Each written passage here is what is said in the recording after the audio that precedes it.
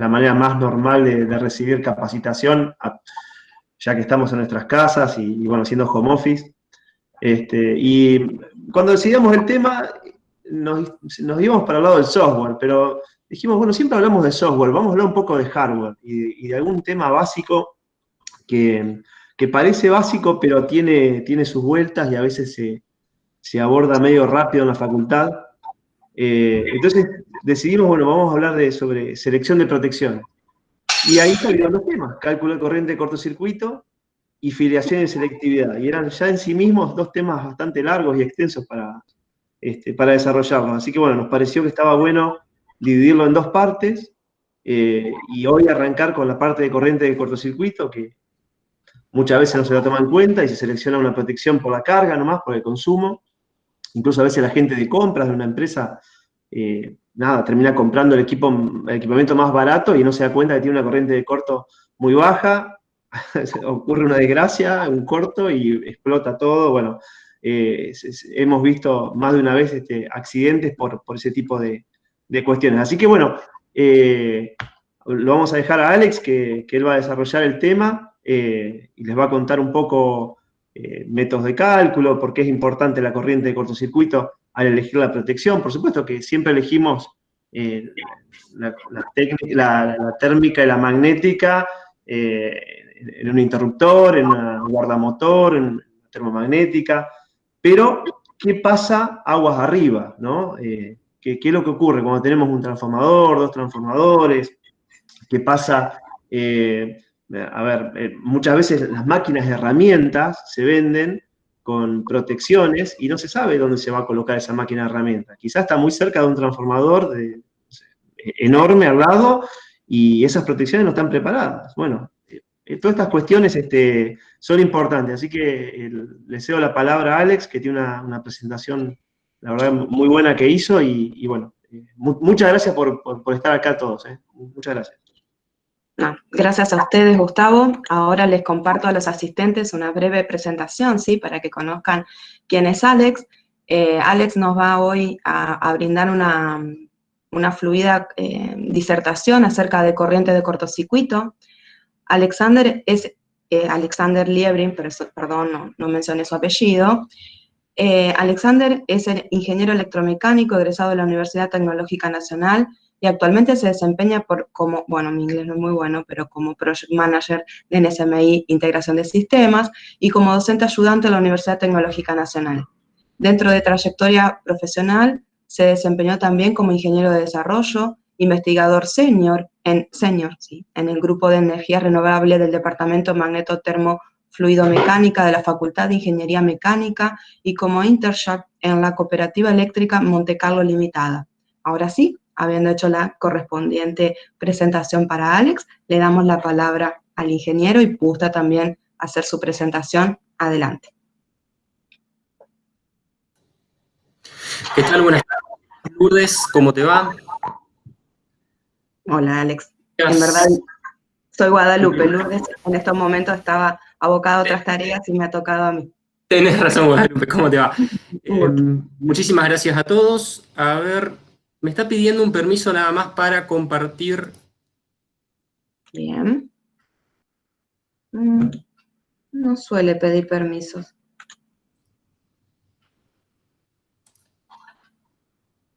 No. Debes dar permiso si quieres compartir. A ver. Si no, dame 2 segunditos.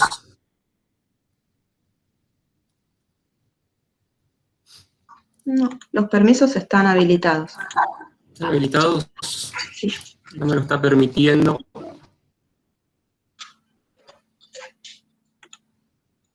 Si me das 2 segunditos. Sí, resuelve.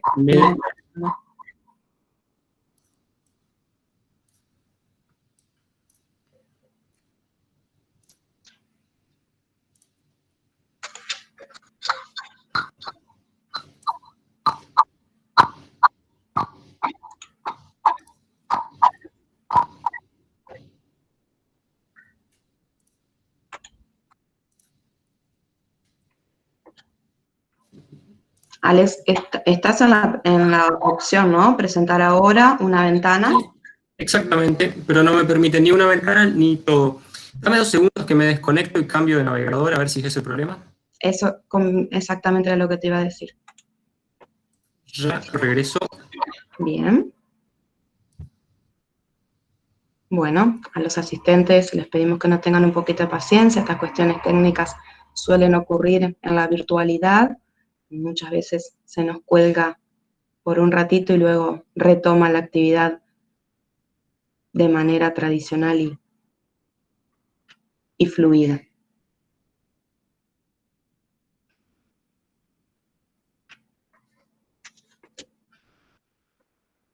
También aprovecho este momento para comentarles acerca de que seguramente al final de la charla Alex irá a dejar un momento para que todos puedan hacerle consultas o averiguaciones o algunas indicaciones técnicas, así que cualquier cosa se pueden dejar apuntaditas las consultas en el chat o las pueden hacer al final de su disertación.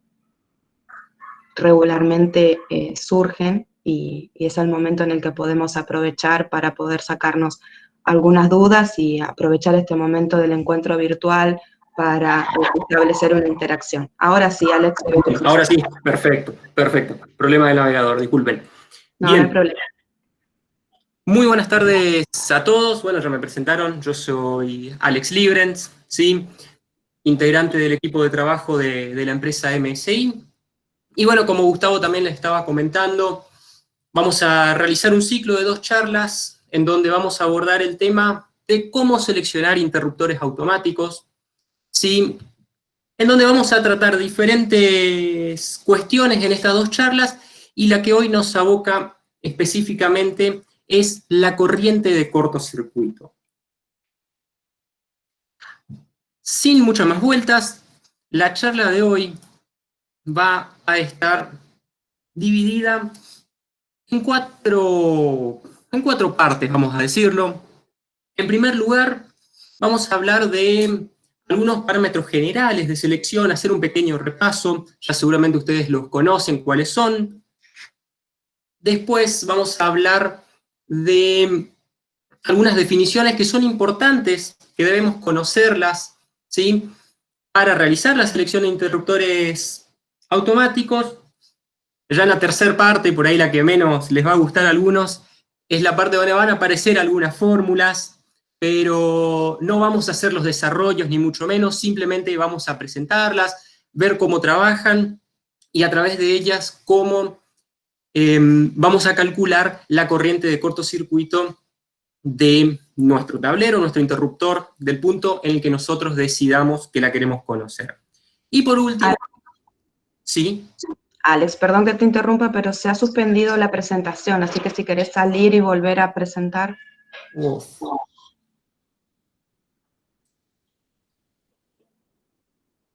Ahí va, bien. Bien, cualquier cosita me vuelven a avisar. Perfecto. Bien. Y la cuarta parte de la presentación vamos a estar viendo directamente un análisis de caso. Vamos a agarrar un diagrama eléctrico de potencia, el cual ya va a tener algunos parámetros descritos, vamos a calcular la corriente de cortocircuito y, por supuesto, al final, con todos esos cálculos que realizamos, vamos a seleccionar un interruptor de potencia. Parámetros generales. Cuando seleccionamos un interruptor automático, ¿qué cosas debemos tener en cuenta? Algunas, como ya les dije, ustedes ya las conocen. Por ejemplo, la intensidad nominal. Debemos conocer cuál es la corriente que va a circular de forma permanente por nuestro circuito para con ella determinar cuál es la corriente nominal que necesita mi interruptor automático. A tener en cuenta simplemente en este punto es que las intensidades nominales, los fabricantes normalmente nos la dan para una temperatura de 40 grados centígrados. Por lo tanto, dependiendo la temperatura de trabajo de mi circuito, deberé hacer la corrección correspondiente. Los otros 2 parámetros que debemos tener en cuenta son la tensión de empleo, ¿sí? Normalmente no nos afecta demasiado. Nosotros trabajamos con tensiones trifásicas de 380 volts. Simplemente hay que considerar de que los interruptores para baja tensión no pueden ser utilizados en media tensión. Es por una cuestión de la aislación interna de los mismos aparatos. Por otro lado, el número de polos. Los interruptores vienen en 2, 3 o 4 polos. Tenemos que tener en cuenta esto. Tenemos que considerar el poder de corte de los interruptores y los requerimientos de selectividad y filiación. Y es justamente en estos dos últimos parámetros de selección en donde nosotros vamos a hacer foco en este ciclo de charlas. Hoy nos vamos a encargar de hablar del poder de corte y su relación con la corriente de cortocircuito. Definiciones que debemos tener claras antes de arrancar. La primera de ellas es poder de corte. Recién lo nombramos, pero ¿qué es el poder de corte? El poder de corte es el valor máximo de corriente que un elemento, en este caso nuestro interruptor, puede cortar, puede interrumpir bajo condiciones determinadas, ¿sí? Este valor se expresa en kiloamperios eficaces, ¿sí? Después vamos a ver por qué hago la aclaración de que se expresa en kiloamperes eficaces. Ahora bien, si yo busco un catálogo o una hoja de datos de un interruptor automático, no voy a encontrar el poder de corte como tal, sino que lo más probable que encuentre son estas dos siglas, ICU e ICS. ¿Qué es esto? Son los dos poderes de corte que están definidos bajo la norma EN 60947 en su sección 2. ¿Y qué diferencia hay entre estos dos poderes de corte? La siguiente. ICU está denominado como poder de corte último y es un valor eficaz máximo de corriente que el interruptor puede cortar correctamente y después de eso todavía puede realizar una operación de apertura-cierre. Es decir, tengo mi interruptor cerrado, detecta una corriente de cortocircuito, se abre, y después de haber despejado la falla, yo puedo ir a cerrarlo y a volver a abrirlo, ¿sí? Puede realizar una operación de cierre-apertura más. Por eso, entre paréntesis, me indica esa secuencia: apertura, cierre, apertura. ICS hace referencia al poder de corte de servicio, que también es un valor eficaz máximo de corriente.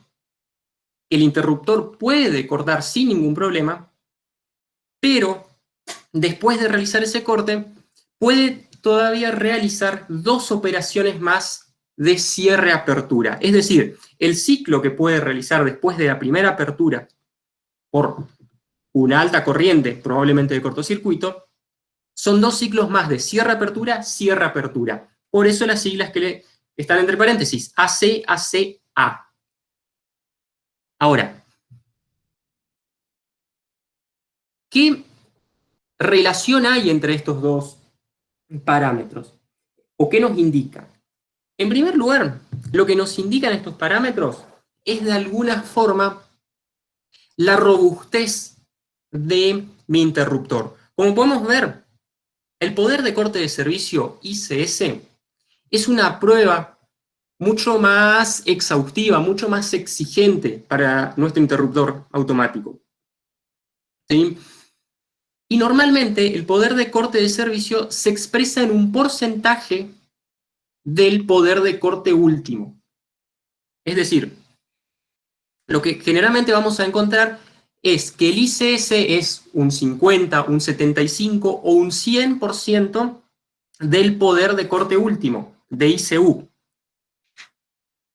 ¿Qué significa que el ICS sea un 100% del ICU, del poder de corte último? Que es un interruptor de los más robustos que hay en el mercado y que Si mi ICU es de, por ejemplo, 20 kA, el ICS también es de 20 kA.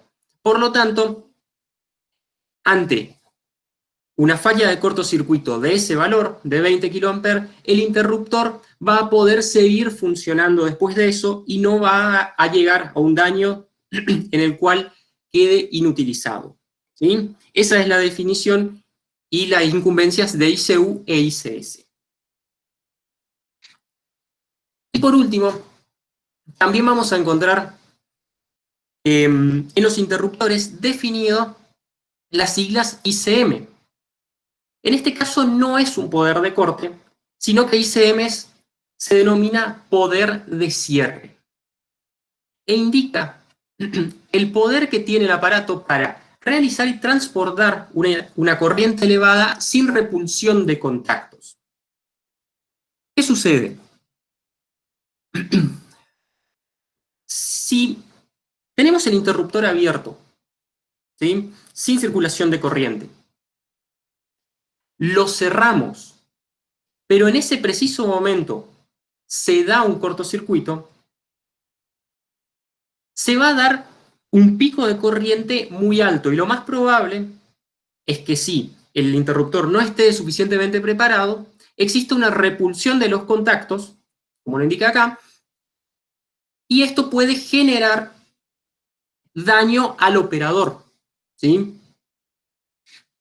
Entonces, para evitar esto, existe el valor de ICM, en donde se me asegura que si cierro el interruptor en condiciones de falla, de cortocircuito, el interruptor va a cerrar, por supuesto que inmediatamente después se va a activar el interruptor y va a volver a abrir, pero no va a generar una repulsión de los contactos, con lo cual voy a estar protegiendo la seguridad del operador que está interviniendo sobre el interruptor automático. Y el valor de ICM se expresa en kiloamperes también, pero pico, no eficaces como los dos términos anteriores, como los poderes de corte que habíamos visto. ¿Sí? Ahora, existe, o en realidad la norma EN 60947 le exige a los fabricantes que exista una relación entre el poder de corte último, ICU, y el valor del poder de cierre. Y esa relación está dada, queda un poquito chica de la tabla, creo, en la tabla que vemos acá abajo, en donde en la primera columna se nos presentan distintos rangos de poderes de corte. ¿Sí? Y en la última columna, en la tercera, vemos un valor n, un coeficiente n, que relaciona las corrientes, los poderes de corte ICU con el poder de cierre ICM. N es el cociente entre ICM e ICU. Entonces, después vamos a ver cómo aplicamos esta tabla. Teniendo, por ejemplo, un interruptor de 7 kiloamperes, vamos a estar dentro del rango, buscando la primera columna, dentro del rango entre 6 y 10 kiloamperes de ICU. Para esos interruptores, N va a valer 1,7, es decir, el poder de cierre es 1,7 veces el poder de corte del interruptor.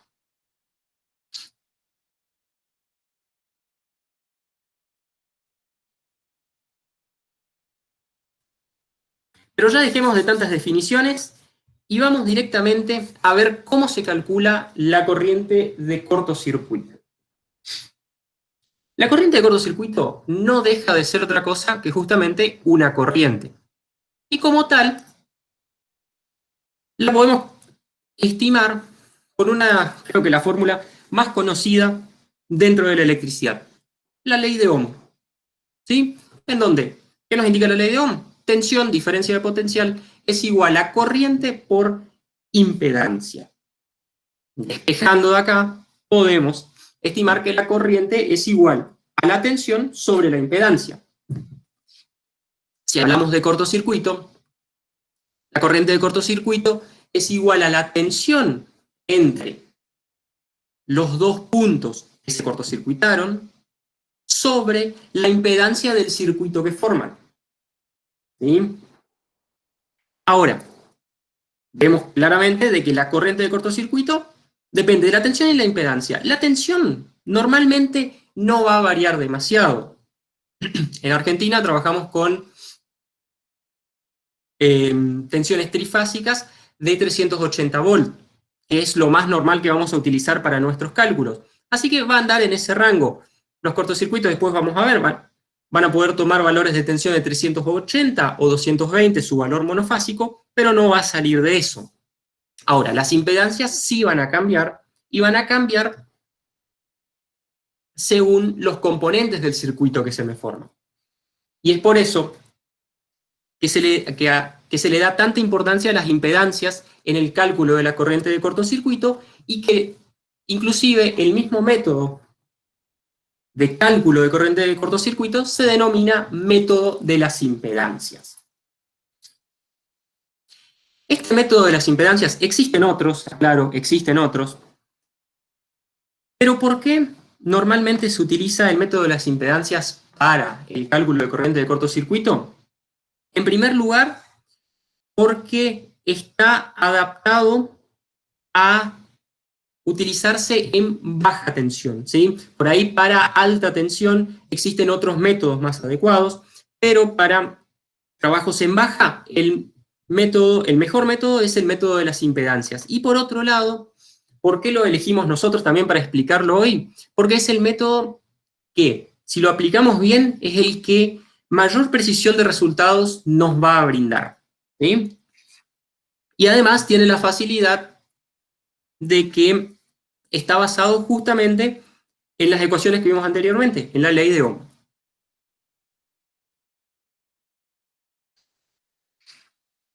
Recién les decía que existían varios tipos de cortocircuitos, ¿sí? Básicamente, existen 4 tipos diferentes. Pueden haber cortocircuitos trifásicos, bifásicos, monofásicos y a tierra. Y para cada uno de ellos, las condiciones o la corriente de cortocircuito se va a calcular con una ecuación distinta. Todas, por supuesto, basadas en la ley de Ohm, pero dependiendo del tipo de cortocircuito, se nos van a modificar las tensiones o las impedancias. En el caso del cortocircuito trifásico, se considera que este tipo de cortocircuito se da cuando se cortocircuitan las 3 fases, ¿sí? Directamente. Y esto se mantiene en el tiempo, no es que arranca con un cortocircuito trifásico y después pasa a bifásico porque se perdió una fase, sino que se mantienen las 3 fases cortocircuitadas. Es tal cual podemos verlo en el diagrama, ¿sí? El cual representa un generador, nuestra fuente, y 3ZL, que en este caso son las impedancias de línea. Y están directamente cortocircuitadas los 3 extremos de las líneas. En este caso, y yo les adelanté ya, no vamos a entrar en el desarrollo de dónde sale específicamente la fórmula final, pero en este caso, para conocer la corriente de cortocircuito que se produce, que circula en nuestro circuito, cuando se produce una falla trifásica, tenemos la fórmula que vemos ahí. ICC3, el subíndice, ya lo vamos a ir viendo más abajo, corresponde al tipo de cortocircuito. La ICC3 es igual a la tensión de línea sobre raíz de 3 dividido nuestra impedancia de cortocircuito. Por el momento, tómenlo simplemente como impedancia de cortocircuito. Ya vamos a ver de dónde sale. En caso de que se dé un cortocircuito bifásico, es decir, 2 fases se me pusieron en corto, la corriente de cortocircuito cambia, y en este caso va a ser la tensión dividido 2 veces nuestra impedancia de cortocircuito. Cuando se trata de un cortocircuito monofásico, es decir, una fase con neutro, esa corriente que circula va a ser la tensión de línea dividido raíz de 3 sobre, fíjense que hay una suma de impedancias.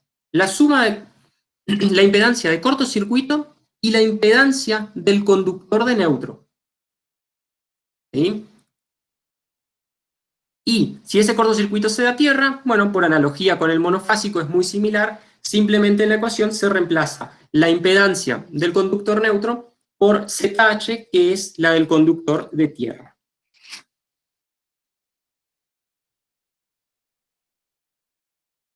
Ahora, la pregunta que tendríamos que hacernos es, está bien, estoy presentando 4 fórmulas para el cálculo de corriente de cortocircuito. ¿Es necesario, para seleccionar un interruptor, calcular las 4 corrientes de cortocircuito?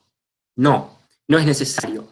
Lo que se busca cuando se selecciona un interruptor es la condición más desfavorable.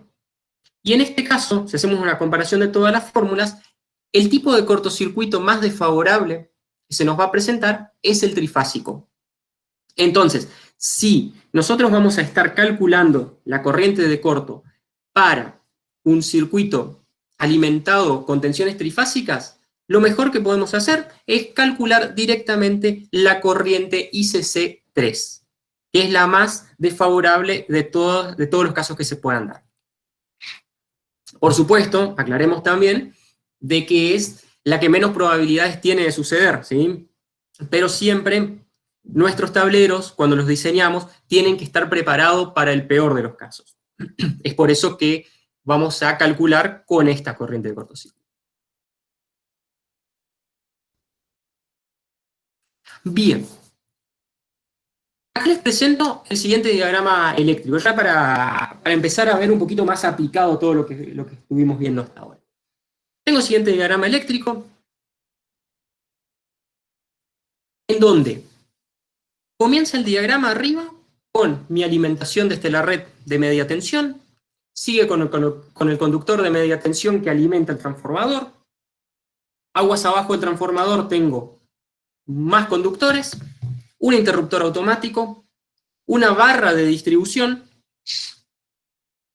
y 2 cargas. En este caso puse por un lado un motor de arranque directo con su protección y su contactor, y por el otro lado una carga simplemente genérica.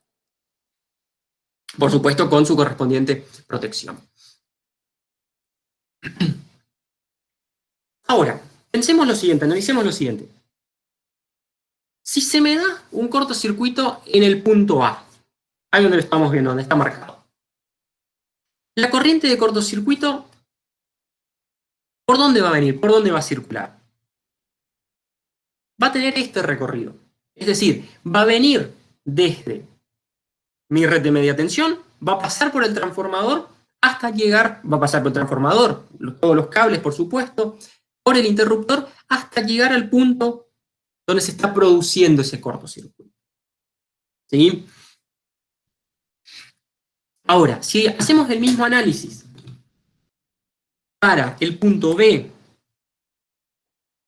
la corriente de cortocircuito va a tener un recorrido un poco más largo, para así decirlo, y atravesar mayor cantidad de componentes. ¿Sí? Y lo mismo sucede si analizamos un cortocircuito directamente en bornes del motor. La corriente de cortocircuito, el recorrido que va a tener es el que señalamos ahí con la flecha. Fíjense que en cualquiera de los casos, la corriente de cortocircuito va a venir desde la línea de media tensión, va a pasar por el transformador, hasta llegar al punto de fallo. Ahora, ¿esas 3 corrientes van a tener el mismo valor? Yo les adelanto que no va a tener el mismo valor. ¿Por qué? Porque por la cantidad de componentes que tienen que pasar cada una de estas corrientes es diferente. Y cada uno de estos componentes se va a ir oponiendo, de cierta forma, a la circulación de esta corriente. Es decir, cada uno de esos componentes me va a ir modificando, ¿qué? La impedancia. A la derecha arriba les dejé como recuerdo cuál es la fórmula de la corriente de cortocircuito. Entonces, a mayor impedancia, a mayor Z, menor corriente de cortocircuito. A grandes rasgos podríamos decir de que en este diagrama la corriente de cortocircuito más alta se va a dar en el punto A, ¿sí? Porque tiene el recorrido más corto y por lo tanto va a tener la impedancia más corta. Le va a seguir la corriente de cortocircuito del punto B. Y por último, la más chica de todas va a ser la del punto C, es la más alejada. Entonces, ya estamos viendo que para calcular la corriente de cortocircuito tengo que conocer cómo se compone mi circuito y conocer qué impedancia me ofrece cada uno de esos componentes, cada uno de esos elementos que conforman el circuito eléctrico. Entonces, lo más fácil que podemos hacer es a nuestro circuito eléctrico buscarle un equivalente, así como está en esta imagen. Lo único que hice acá, en este nuevo diagrama, es reemplazar cada uno de los componentes del circuito eléctrico por una impedancia. La primera impedancia que tengo es la impedancia de la línea de media tensión. Le sigue la impedancia del conductor 1, el conductor de media tensión. La tercera impedancia es la del transformador. Le sigue otra impedancia a un conductor 2. Tenemos la impedancia de Q1 del interruptor Q1, que es el interruptor principal que está abajo, aguas abajo del transformador. Y así sucesivamente con cada una de las ramas de nuestro circuito. Entonces, para conocer la corriente de cortocircuito en alguno de estos puntos, simplemente lo que yo tengo que hacer es calcular la impedancia de cada uno de estos componentes y realizar la suma correspondiente hasta el punto en el cual quiero conocer la corriente. Lo más fácil que podemos hacer es representar esos valores que vamos calculando en una tabla similar a las que les presento acá. Ahora, fíjense que en la tabla yo no solamente les puse impedancia, sino que les puse resistencia y reactancia. ¿Por qué? Porque acuérdense que las impedancias están compuestas por resistencias e impedancias, ¿sí? Es la suma cuadrática, la resistencia más una reactancia. Y no podemos sumar impedancias de forma directa.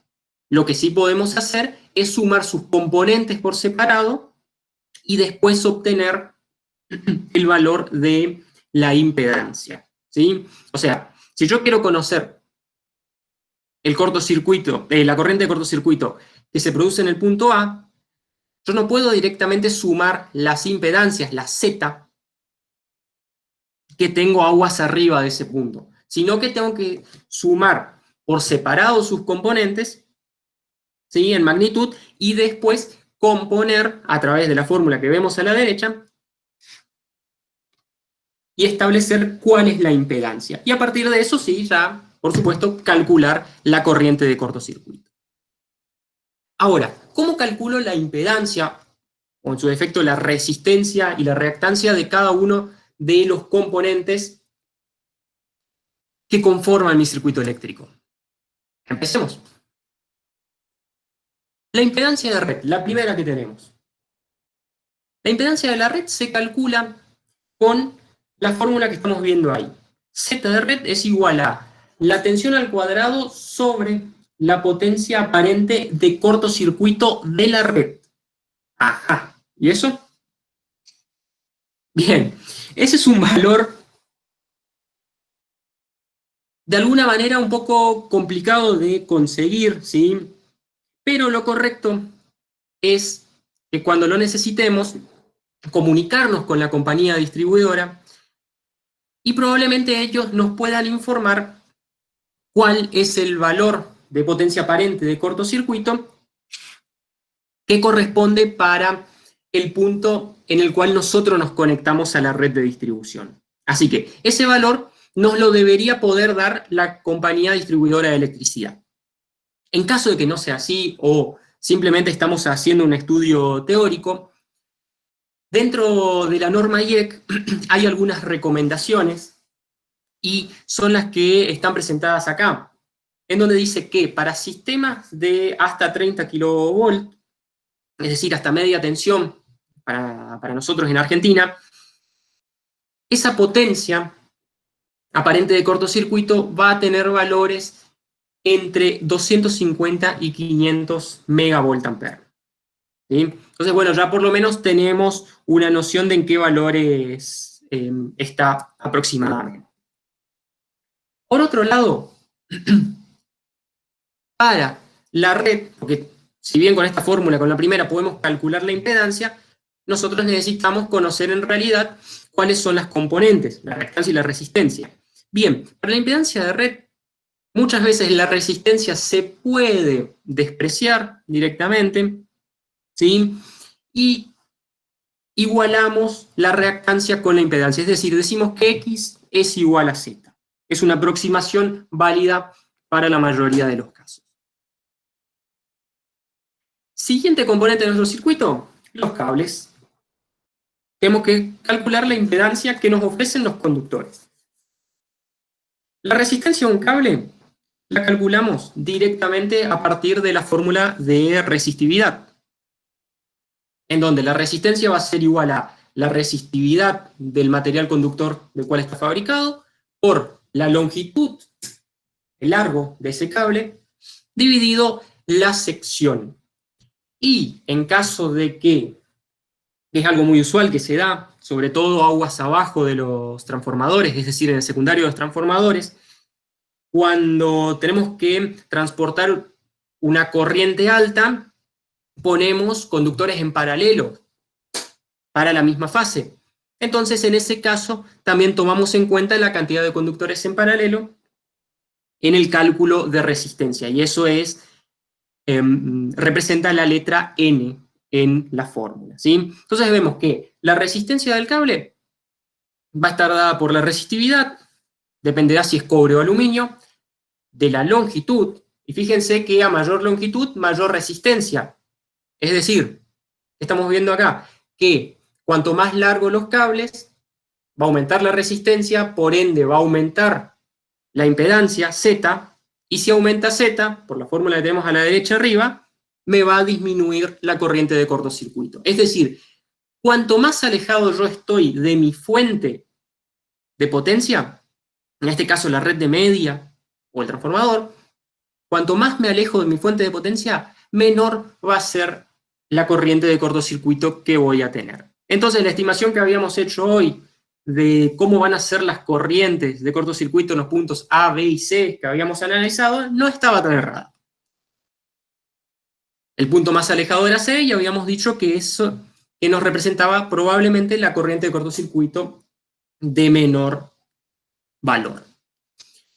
Por otro lado, la reactancia del cable lo podemos calcular con la fórmula que tenemos presentada en la diapositiva, en donde es una fórmula de tipo logarítmica y entra en juego la distancia que va a haber entre los conductores y el radio de esos cables. Pero también, si queremos facilitarnos un poco la vida, existen algunas tablas en donde nos dan algunas aproximaciones que son válidas, digamos, está comprobado que funcionan bien, y son tablas como la que vemos ahora, en donde tenemos distintos tipos de conductores, arrancando desde juegos de barras, siguiendo por cables trifásicos y cables unipolares en distintas disposiciones. Fíjense que hay algunos colocados en triángulos, juntos, con ciertas separaciones, etc. Y para cada uno de estos tipos de conductores nos indica la reactancia unitaria en miliohm por metro. Es decir, simplemente tenemos que tomar el valor que nos está dando la tabla y multiplicarlo por la longitud de ese conductor. Con eso ya tenemos el valor de nuestra reactancia. Otro componente del sistema es el transformador. Para calcular la impedancia ZT del transformador, aplicamos la fórmula que vemos ahí, que es igual a UCC. La UCC es la tensión de cortocircuito, ¿sí? No vamos a entrar en muchos detalles, pero para que lo tengan en cuenta nada más, ese valor de UCC lo van a obtener de la placa característica del transformador, ¿sí? O sea, el fabricante ya les va a estar informando cuál es el valor de UCC, multiplicado por la tensión al cuadrado sobre la potencia aparente del transformador, ¿sí? Es decir, con la información que tengo en placa, porque todos esos valores van a estar en placa, puedo calcular cuál es la impedancia del transformador. Y la resistencia que nos ofrece también la podemos calcular a través de la potencia del cortocircuito del transformador, otro dato de placa, no se asusten, lo sacan todo de ahí, sobre 3 veces la corriente nominal al cuadrado. Ahora, esto es cuando tenemos un solo transformador tal cual está en el diagrama eléctrico que estamos estudiando. Ahora, si tenemos más de un transformador, la cosa cambia un poquito, se modifica la fórmula, pero no demasiado. Va a quedar como la estamos viendo acá abajo, en donde la impedancia total de los transformadores en paralelo va a ser igual a la que presentamos arriba, es decir, UCC por la tensión al cuadrado sobre la potencia aparente, dividido N, donde N es el número de transformadores en paralelo. ¿Sí? No es mucho más complicado que eso. Esto se cumple, ojo, siempre y cuando todos los transformadores en paralelo son de la misma potencia, o sea, son de iguales características, que es lo que normalmente se da, ¿sí? Entonces, ahí es válida esta fórmula para transformadores en paralelo.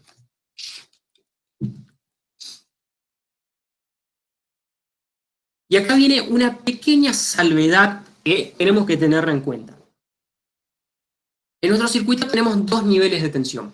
Tenemos media tensión, aguas arriba del transformador, y aguas abajo tenemos baja tensión.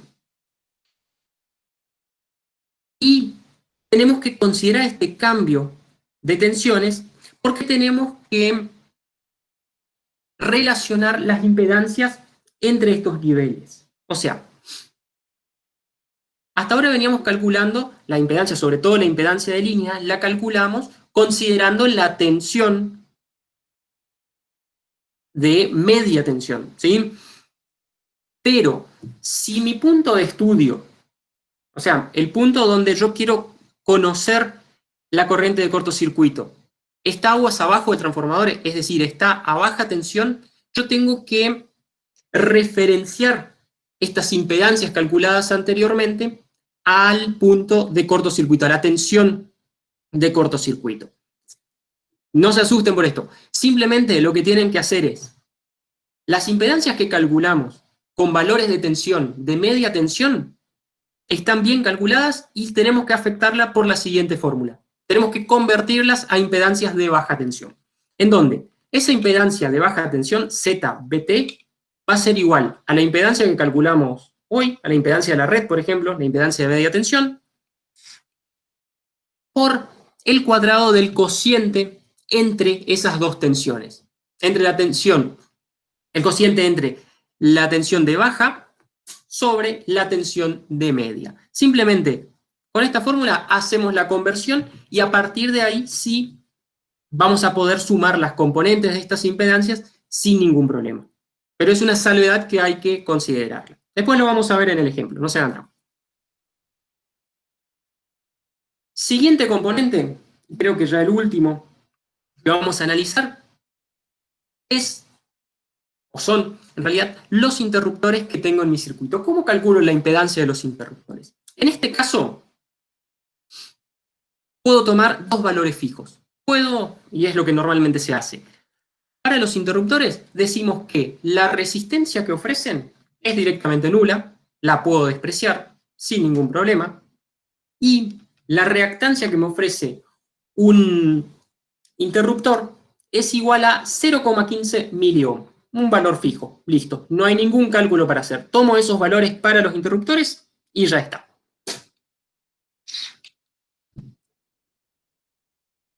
Bien, ya sabemos cómo calcular, sabemos en realidad cuáles son los parámetros generales para selección, vimos algunas definiciones importantes, sabemos cómo calcular la corriente de cortocircuito y cada uno de sus componentes, de las impedancias que me van a modificar esa corriente de cortocircuito, así que estamos en condiciones de ver un pequeño ejemplo, analizarlo.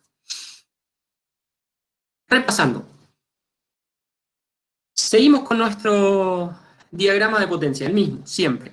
¿Cuáles son los pasos que debo seguir para calcular la corriente de cortocircuito.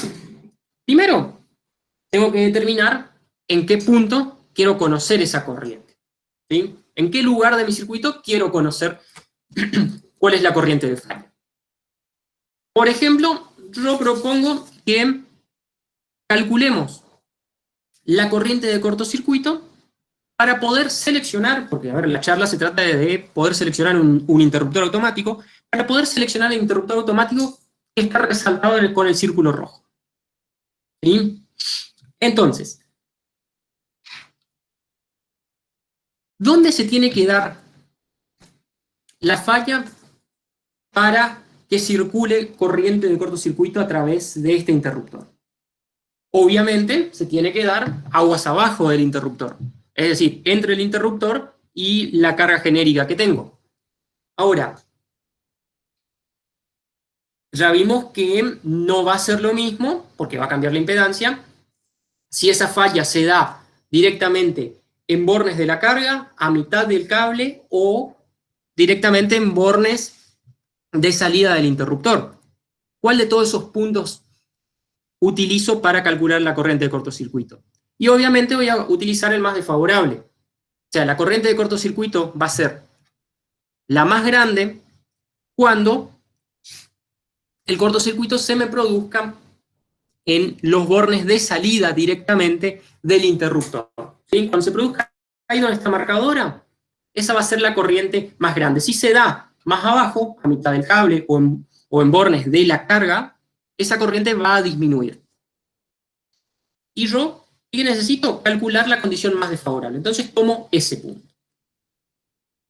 Segundo paso, determino cuál es el tipo de cortocircuito que me va a generar la corriente de cortocircuito máxima. Nosotros acá vamos a suponer que es un circuito de tipo trifásico, por lo tanto, vamos a calcular la corriente de cortocircuito trifásica, que vimos ya anteriormente, que es la más desfavorable.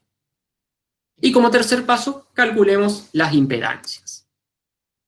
Acá simplemente, a modo ilustrativo, es el mismo circuito, pero ya con los valores que vamos a utilizar para el cálculo, donde tenemos una red de media tensión de 13,2 kV, tenemos en la entrada del transformador 10 metros de cable de aluminio de 1 por 120 por fase, tenemos un transformador de 630 kVA de potencia, la salida del transformador, tenemos 10 metros de cable, de cobre en este caso, y son dos cables de 185 milímetros cuadrados por fase, un interruptor general QA1 que alimenta una barra de distribución de 10 por 50 milímetros y está construida en cobre.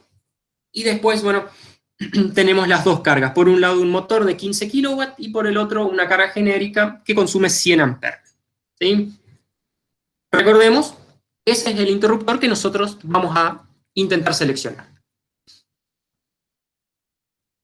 Bien, por supuesto no nos íbamos a poner a hacer los cálculos acá en la charla, así que créanme que estos resultados están bien. ¿Pero qué impedancias calculé yo acá? Primero, nosotros determinamos dónde es el punto en que queremos conocer la corriente de cortocircuito. ¿Sí? Entonces, lo que fui haciendo es sumando, calculando todas las impedancias necesarias hasta llegar a ese punto. ¿Por dónde arranqué? Por la impedancia de línea. Seguí por la impedancia que me generaba el conductor de media tensión. La tercera impedancia es la del transformador, seguido por el cable de baja tensión, el interruptor principal, y acá fíjense, habíamos visto que los interruptores tomábamos resistencia nula, 0, y reactancia de 0,15 miliohm. Tomamos un valor fijo, acá no hay cálculo en ninguno de los dos interruptores. Calculamos también la impedancia de la barra de cobre, de la barra de distribución, y el segundo interruptor, en el cual se da el cortocircuito justamente. Y fíjense que, a ver, mirándolo de forma general, son valores muy bajos en ohm. ¿Sí? O sea, estamos hablando normalmente de miliohm. en casi todos los casos, tanto en resistencia como en reactancia. Entonces, fíjense que justamente eso es una de las características. Cuando se da un cortocircuito, el circuito se cierra a través de un camino de muy baja resistencia. Es por eso que tenemos corrientes tan altas. Y como resultado final de todo esto, ¿qué obtuvimos? Tuvimos que en el punto que estamos analizando, tenemos una resistencia de 3,4 miliohm, una reactancia X de 15,5 miliohm, y lo cual nos da una impedancia de 15,8 miliohm. Acuérdense, para calcular esta impedancia tenían que aplicar la suma cuadrática, ¿sí?, de R y X. Fíjense, casi podemos decir de que la impedancia es aproximadamente igual a la reactancia. La resistencia no nos afectó demasiado. Y para este caso, aplicando la fórmula de corriente de cortocircuito trifásica, la corriente de cortocircuito en kiloamperes eficaces me da un valor de 13,9 kiloamperes. Es decir, si tengo un cortocircuito en la salida del interruptor que tengo marcado en el diagrama, la corriente de cortocircuito que va a circular, la corriente que va a circular por todo mi circuito, es de 13.900 amperes. Compárenlo con, habíamos dicho que esa carga en particular consumía solamente 100 amperes. ¿Sí? Fíjense que es muchísimo más grande la corriente de cortocircuito con la corriente nominal que consume mi circuito. Es más, lo podemos comparar, un transformador de 630, como es el que tenemos en el diagrama, me entrega en el secundario aproximadamente 1000 amperes, en realidad un poquito menos. ¿Sí? O sea, como mucho todo mi circuito puede consumir 1000 amperes con ese transformador. Y la corriente de cortocircuito, si se produce, es 13 veces superior, 14 veces se puede decir superior. Entonces, ahí nos estamos dando cuenta de lo importante que es conocer la corriente de cortocircuito, porque toma valores interesantes.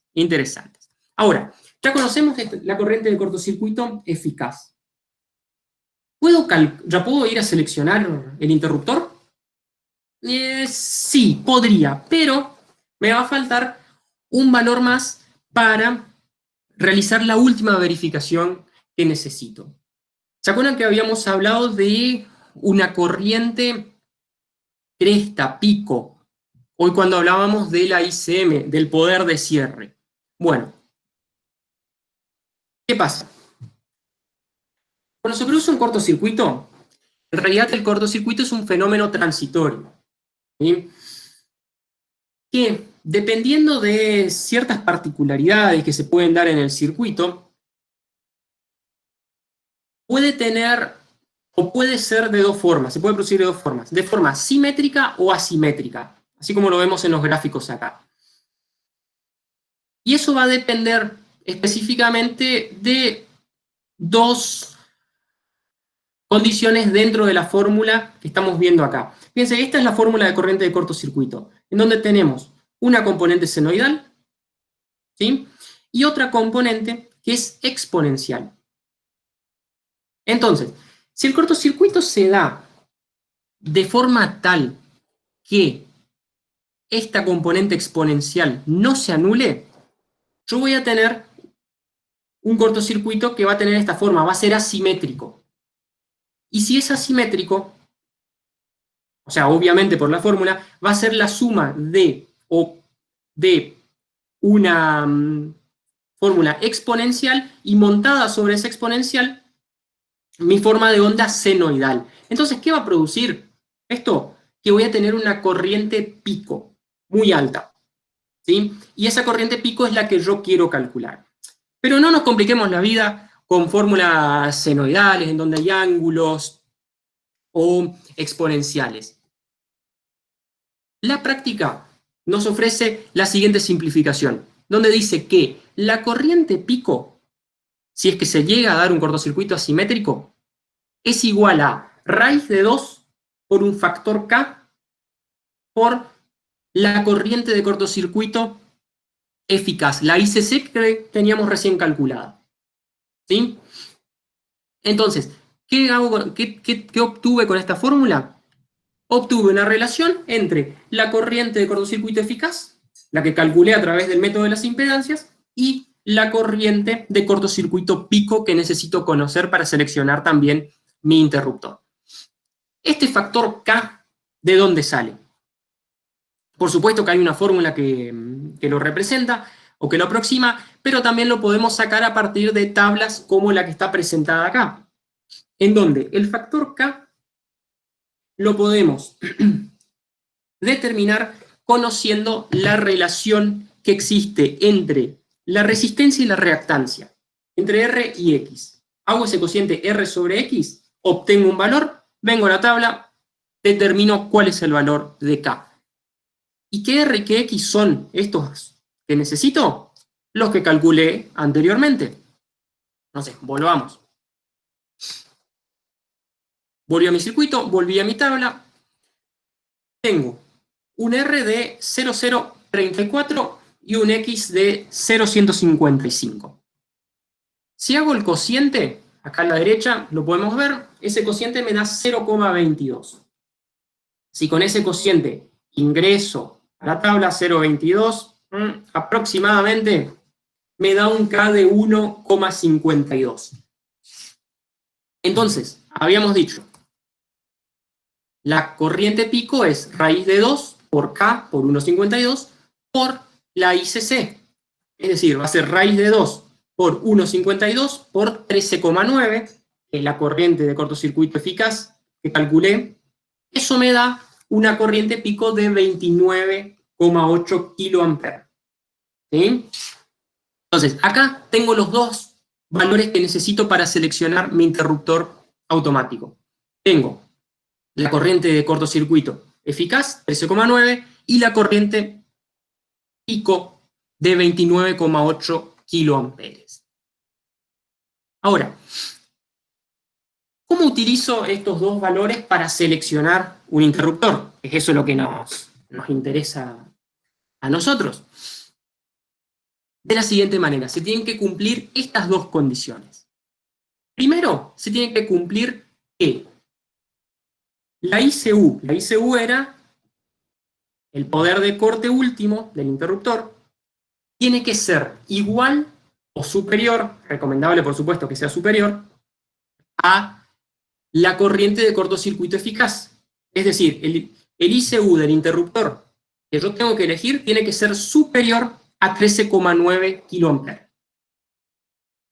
Y, por el otro lado, el poder de cierre ICM tiene que ser mayor o igual a la corriente pico que acabo de calcular. Es decir, el ICM tiene que ser superior a 29,8 kiloamperes cresta. Si se cumplen estas dos condiciones, mi interruptor verifica y está bien seleccionado ante corrientes de cortocircuito. Aclaro. Entonces, hagamos la selección.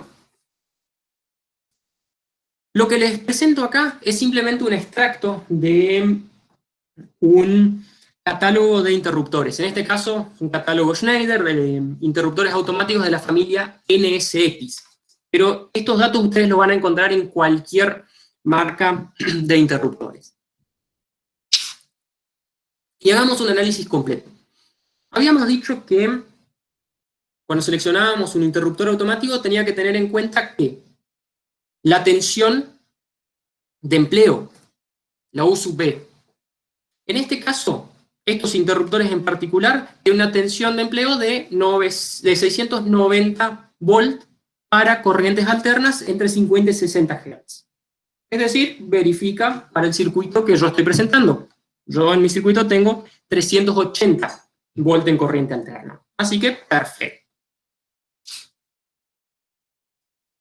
Con el segundo recuadro, simplemente remarqué algo que nos va a servir más adelante. Se indica que esta familia de interruptores de Schneider cumplen con la norma 6947. ¿Sí? Simplemente, y vamos a ver más adelante por qué remarqué. Otro parámetro que tengo que considerar para seleccionar mi interruptor es la corriente nominal. En mi circuito tenía que la corriente nominal de la carga era de 100 amperes. Entonces, selecciono un interruptor, en este caso va a ser uno de la familia NSX100, que me permite tener una corriente nominal de 100 amperes justo, a 40 grados centígrados. Vieron que está la aclaración acá.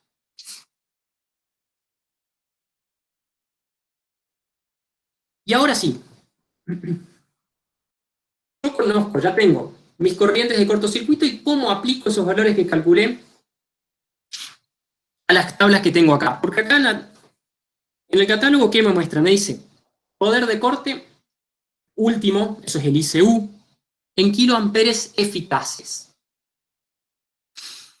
Y fíjense que el poder de corte último va a cambiar o va a depender de la tensión a la cual estoy trabajando.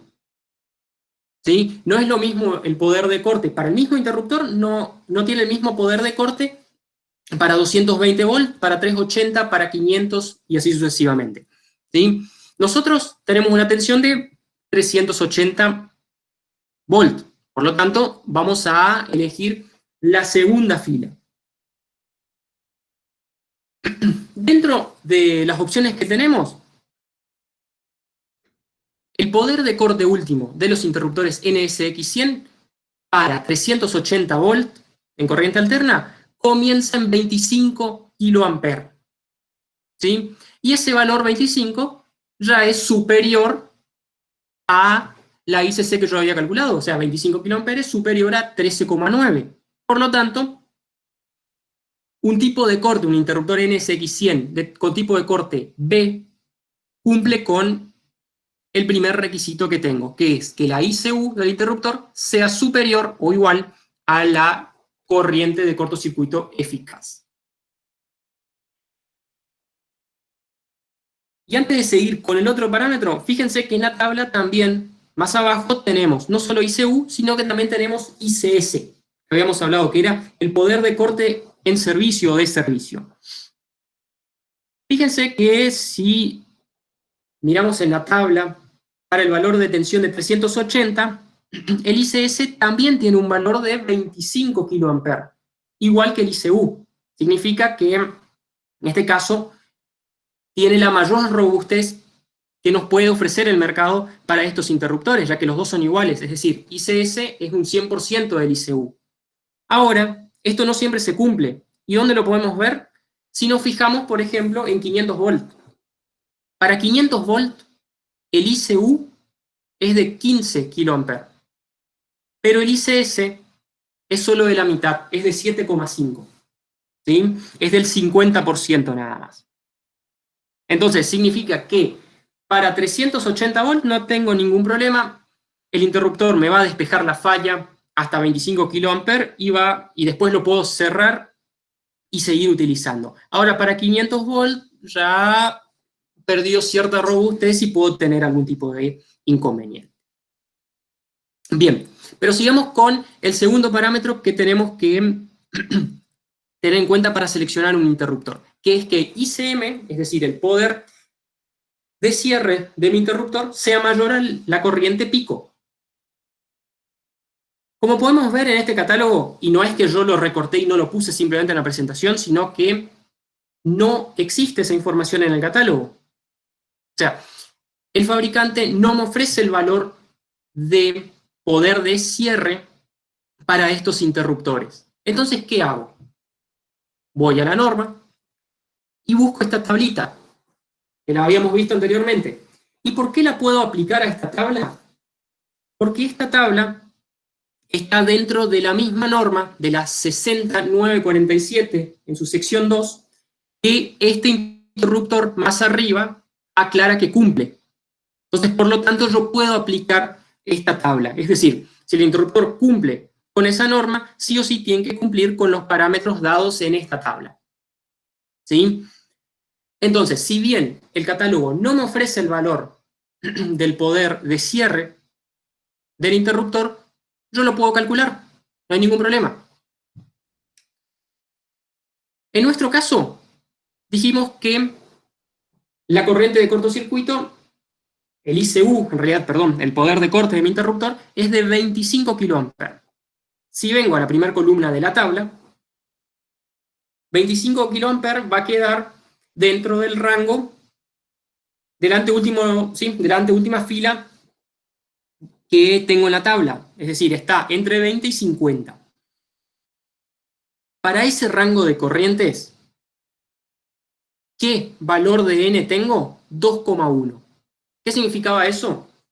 Que el poder de cierre ICM es 2,1 veces el ICU. Es decir, 2,1 por 25 me da el poder de cierre de mi interruptor. Lo cual quiere decir que 25 por 2,1 da 52,5, si no me equivoco, o por ahí cerca. Va a dar arriba de los 50 kA seguro. Entonces yo sé que el ICM de mi interruptor es de 50 kA. 50 kA. ¿Es mayor a la corriente pico que calculé? Sí, es mayor porque la corriente pico es de, redondeando, 30 kA. Por lo tanto, también cumplo con el segundo requerimiento que tengo a la hora de seleccionar el interruptor. Por lo tanto, al cumplir con los dos requerimientos, puedo decir que este interruptor es apto para ser instalado en ese lugar del circuito para el cual calculé la corriente de cortocircuito. ¿Sí? Así que, bien, de esta forma vimos primero cuáles eran los parámetros importantes a la hora de seleccionar un interruptor automático, vimos los tipos de cortocircuito que existen, seguimos con el cálculo, es decir, cómo calculo las impedancias y a través de ellas la corriente de cortocircuito, y pudimos ver a través de un ejemplo cómo es el proceso tanto de cálculo como de selección y verificación de un interruptor automático bajo las condiciones de cortocircuito. ¿Sí? Y ahora, como bonus track, y ya vamos a ir finalizando con esto la presentación, vamos a hacer un análisis un poquito distinto. Porque recién lo que teníamos era un circuito de alguna forma simple. ¿Sí? Teníamos nuestra red de media, un transformador que alimentaba ciertas cargas. Ahora, en la realidad también sucede de que ante consumos grandes de potencia, ya no vamos a tener un solo transformador, sino que es muy común poner transformadores en paralelo. Cuando lo hacemos a esto, habíamos visto también cómo calcular la impedancia de transformadores en paralelo, no había ningún inconveniente, pero hay una particularidad cuando esto se da y que tenemos que tener en cuenta al analizar el circuito. ¿Y cuál es esa particularidad? Es que, ¿qué pasa cuando el cortocircuito? Porque nosotros hasta ahora los cálculos los veníamos haciendo siempre con cortocircuitos aguas abajo del interruptor principal de cada uno de los transformadores. O sea, en este diagrama, nosotros ¿qué cortocircuitos podemos analizar de forma fácil? Todos los que estén por debajo de los interruptores Q1, Q2 o Q3. ¿Sí? Ahora, ¿qué sucede si el cortocircuito se da aguas arriba de ese interruptor? Como por ejemplo está marcado con el punto C. O sea, se me puso en cortocircuito directamente el secundario del transformador. ¿Qué sucede en ese caso? En ese caso, y disculpe por ahí la desprolijidad de las flechas, en ese caso va a suceder lo siguiente.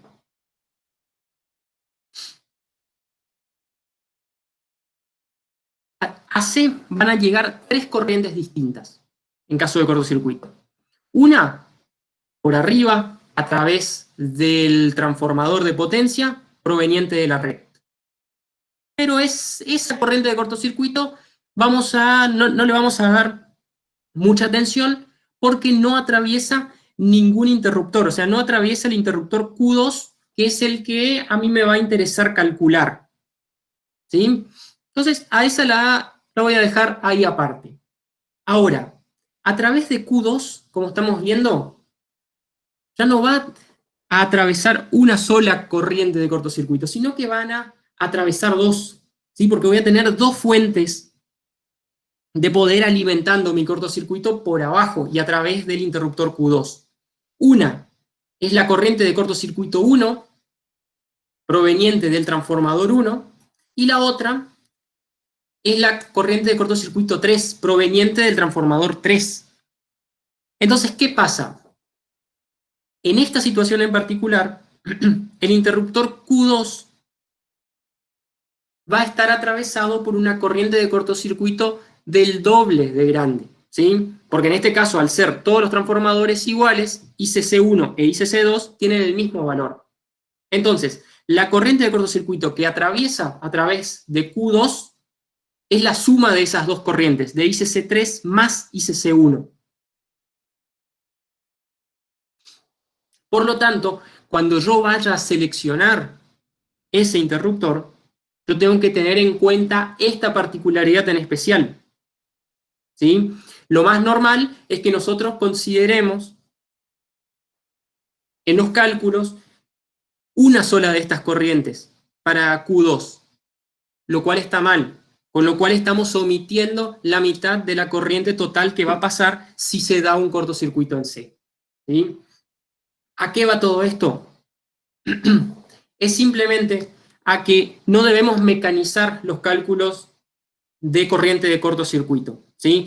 Yo les presenté las fórmulas, les presenté el método, etcétera, pero siempre debemos hacerlo de forma consciente y analizando cada circuito de forma particular y no mecanizarlo y hacerlo de forma automática, ¿sí? Cada circuito, y sobre todo cuando empezamos a tener transformadores o fuentes en paralelo, va a tener este tipo de particularidades. La realidad, por supuesto, es que un cortocircuito en el punto C es de muy baja probabilidad, ¿sí? Pero se puede dar. Entonces, si queremos diseñar y seleccionar de forma correcta nuestros interruptores, tenemos que tener en cuenta también esa posibilidad.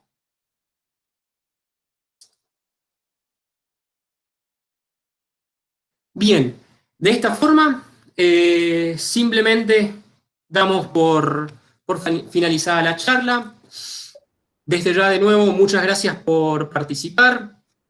Y como ya lo había anunciado, esto es un ciclo de charlas y esta fue simplemente la primera. Vamos a tener una charla seguramente en unas semanas, todavía la fecha está por definirse, ¿sí? No pudimos, queríamos tenerla para hoy ya definida, por distintas cuestiones organizativas no pudimos, pero vamos a tener una segunda charla en donde vamos a continuar con estos temas de cómo seleccionar un interruptor automático, pero en la próxima charla vamos a abordarlo desde el punto de vista de la selectividad y la filiación. Así que quedan todos invitados también para participar de este segundo encuentro que vamos a estar brindando junto con FCIT.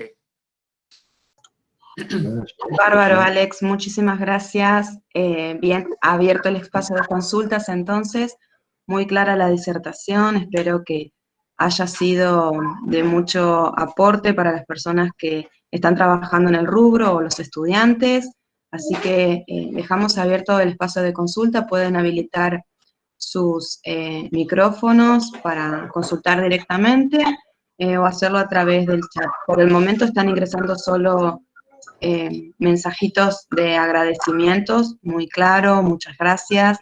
Muy bien. Sí, por supuesto, a ver, estamos abiertos a consultas, si no surgen ahora, pueden contactarse también a través de MSI, la verdad me olvidé poner el correo de contacto, pero se comunican a través de ustedes nos traspasan las preguntas, en cualquier momento estamos a disposición, ¿sí? Perfecto, bárbaro, Alex. Sí, por supuesto, no hay ningún inconveniente, se pueden contactar con nosotros y le habilitamos el contacto directo con la empresa, eso está más que predispuesto, ¿no?